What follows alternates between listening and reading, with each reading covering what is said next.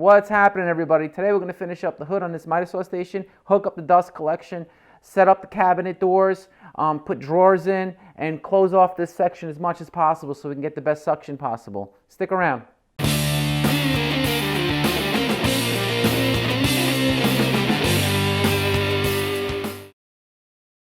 This is the second and final part of this build. If you missed the first part and you want to see it, I basically build the outer shell of this hood.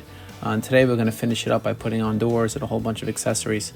But if you want to see that part, just tap in the top right corner there. You'll see a little link. It'll take you straight to it. Or you can stick around to the end of the video and there'll be a little icon that'll pop up at the end of the video and you can tap on that. I'm going to dress up the face of this cabinet with a piece of pine. I'm going to rip it on the table saw down to size. I think it's just going to look nicer.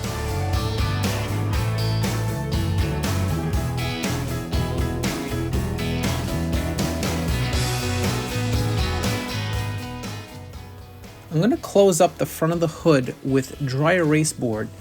I thought it'd be a good idea because I can write down my measurements and my numbers down when I'm working on a project, and I always forget my numbers that I'm always remeasuring over and over again. So I thought maybe this would save me some time and prevent some mistakes. I'm going to use a piece of cardboard and create a stencil to try to get the perfect fit before I actually start cutting the actual dry erase board, because if I make a mistake I don't want to have to rebuy it. So I'm just going to keep cutting away and trying to measure and remeasure, and I go back and forth to that saw more often than I'm showing you here, and eventually I get the perfect fit.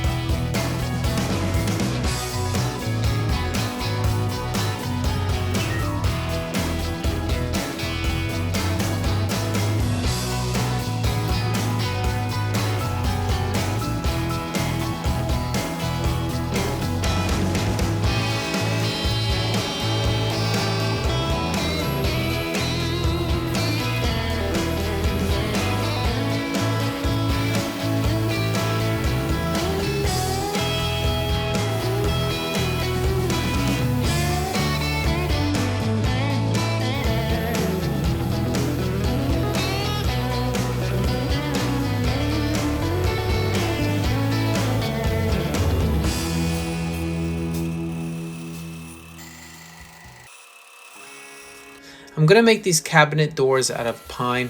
It's the least expensive material and it's going to look good, especially this is just shop furniture. And I'm going to use a tongue and groove method. And I have these tongue and groove bits that I bought on Amazon. And I'll link it in the description below. They weren't that expensive and they actually worked really nicely. And that's how I'm going to put these together. And I'm going to cut everything up on my router.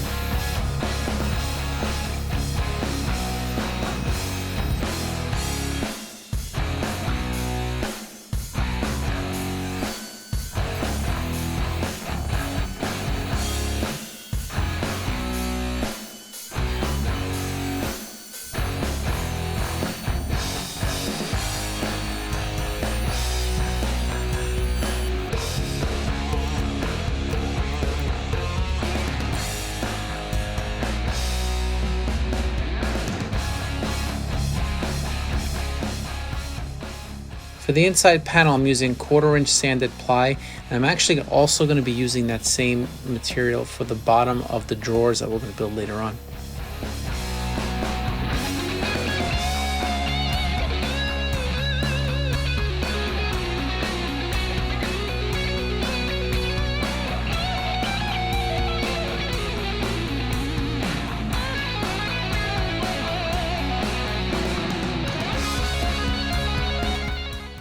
I'm using my corner clamp that I made in a previous video to check if my corners are square, because I know those are actually perfectly 90 degrees.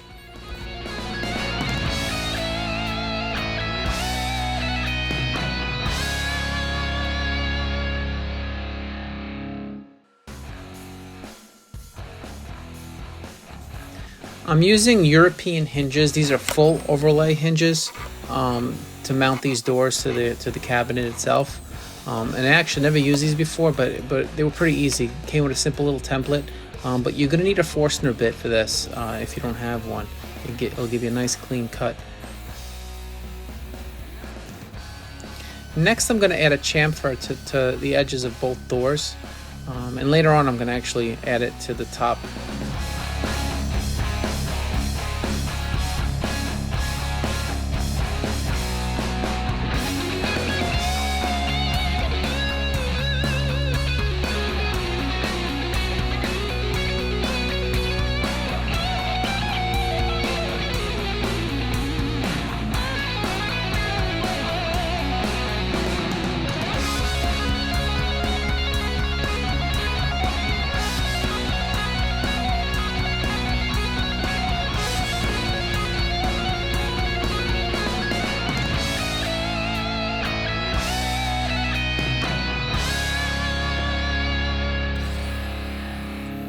I'm cutting these strips of wood so that way I can attach them to the dry erase board, and that way I'll have something a little bit thicker and stronger to screw my hinges in later on.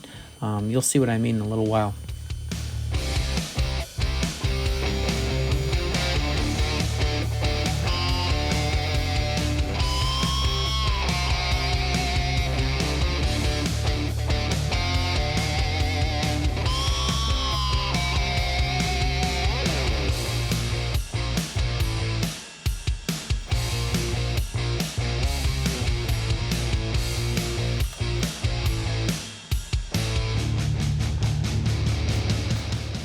If you're gonna do what I'm doing here, you probably would want to add chamfer on this strip before you mount it. I am doing it this way because I didn't realize I was gonna do this.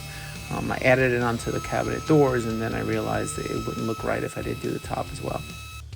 Back to the dry erase board. So we have it cut perfectly, but now we have to mount it, and I had to come up with a method here because the screws don't hold very well in this type of material for the hinges. So what I'm going to be using is a continuous hinge. I'm going to cut it down to size, but I have to figure out how to get those screws to hold onto this material. So I'm actually going to line the edge with some wood.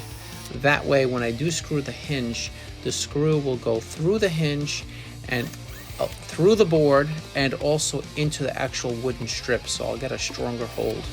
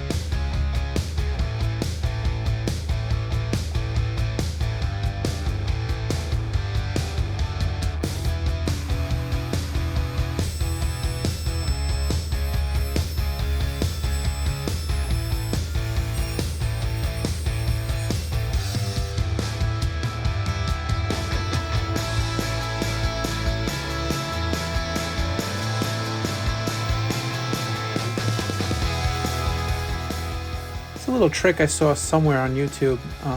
If you're trying to get the right thickness for your dado, just stack the blades up against the material that you want as far as the thickness goes, like I'm doing here. It'll save you some time, and it works out pretty nicely.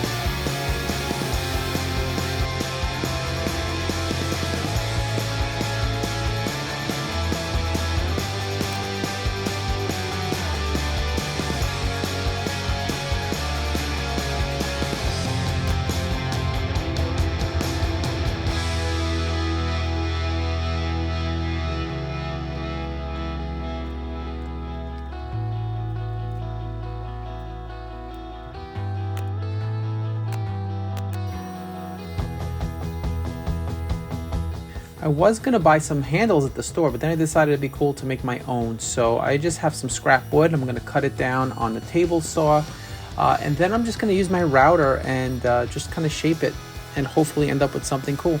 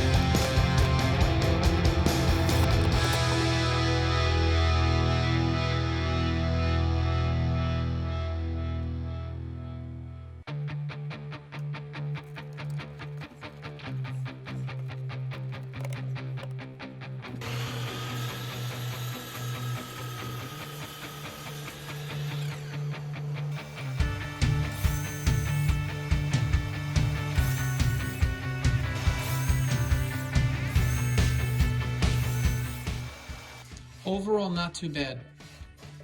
Most of the dust went into the dust collector. The small stuff stayed inside the hood or went into the dust collector, which is kind of what I wanted. So I didn't see anything really coming out, and the camera didn't catch anything coming out either, so that's a good thing.